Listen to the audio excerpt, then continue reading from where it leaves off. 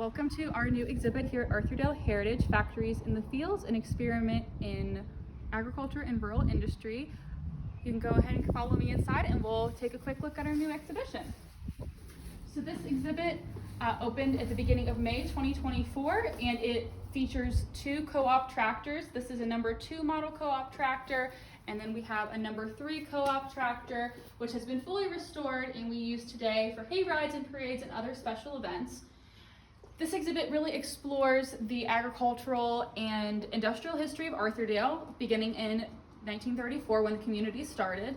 It focuses on the subsistence agriculture of each of these homesteads. There were 165 homesteads here in Arthurdale, as well as the various industrial ventures that took place here, many of which were cooperatively owned and operated, such as the tractor factory. So if you want to follow me, we'll walk a little bit through the exhibit. We have several implements and hand tools that would have been used here in Arthurdale to farm and to work the land. They spent a lot of time preparing to move here and to actually produce food on each of their homesteads. We have a little interactive here, which we're really excited about, where visitors can build their own homestead and think about how it would be laid out. What are elements that you would need? What kind of crops might you grow? Why would you need a barn? What kind of animals would you raise? That type of thing. So this is what we're encouraging in this space.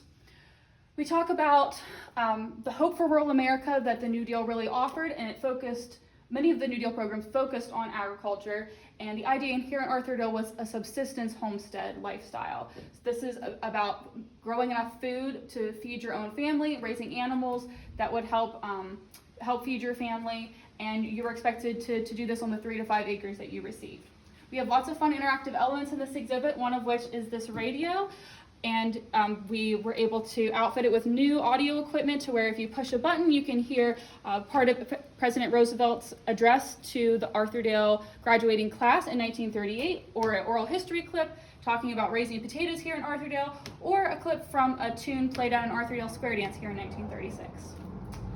Other interactives we have focus on the homesteader test. The homesteader test was an exam that was administered by the federal government in conjunction with West Virginia University's Extension Service, and it was really testing homesteaders or applicants who wanted to become homesteaders on their knowledge of agriculture, and it also asked lots of questions about their ambitions, their families, their attitudes, that type of thing, to see if they would be a good fit for this community. The agricultural questions, we use those questions to create interactives.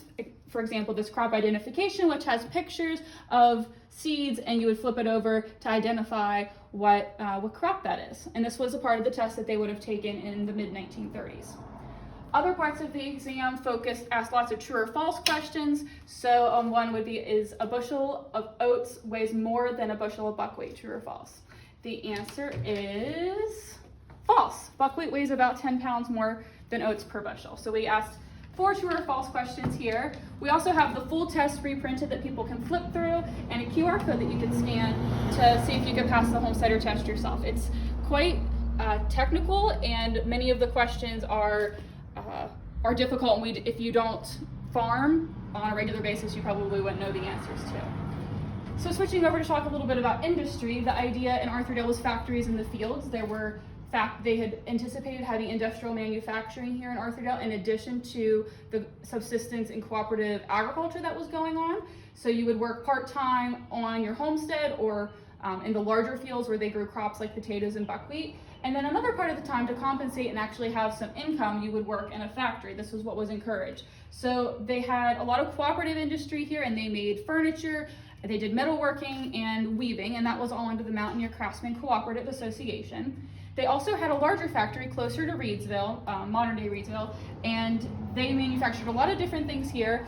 We created this interactive to help match the prices of each item to the item they manufactured here. So for example, vacuum cleaners were made here for a while, the tractors were made here, shirts, men's dress shirts, and radios. So those are just a few of the items they made here, and here we have it magnetic where you can mix and match until you get the correct answers.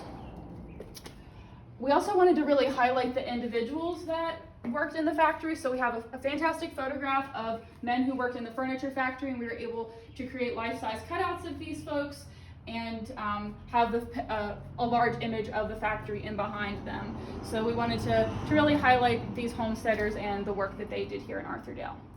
I also want to mention that the tractors that we have here, as I said earlier, we still use this one, the restored number 3 tractor, for hay rides and parades. So these are still working machines which require regular maintenance and preservation. So we wanted to make sure to still have a workspace here where we can maintain our tractors. The last part of the exhibit that we wanted to include was kind of a call to action and to ask a question. So thinking about Arthurdale, was it a success or a failure? There's a lot of arguments and analyses related to this question.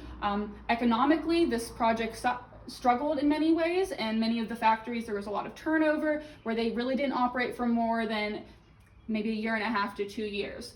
But we have lots of folks who grew up here and had wonderful educations and went on to become very successful and to really become active citizens, and this is still a beautiful, strong community. So it's very complicated to say, was it a success or a failure? So we wanted to ask a question here at the end, which we allow people to vote on.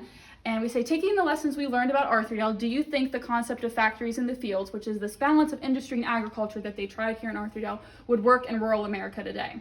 And many of the issues that we had here in Arthurdale, things like access to resources, the location, having enough infrastructure, these are still issues that we deal with every day in rural America here in 2024. So this is a pertinent question that we wanted to leave folks with. And we've had lots of votes so far. There's been more yeses than nos. So I hope that you're able to visit us here at Arthurdale Heritage. This is a permanent exhibition. It was funded in part by the West Virginia Humanities Council as well as generous private donors. And it's part of our regular tour, or you could take just a tour of the exhibition anytime between now and July 13th, which is our New Deal Festival, when we will celebrate our 90th anniversary as a community.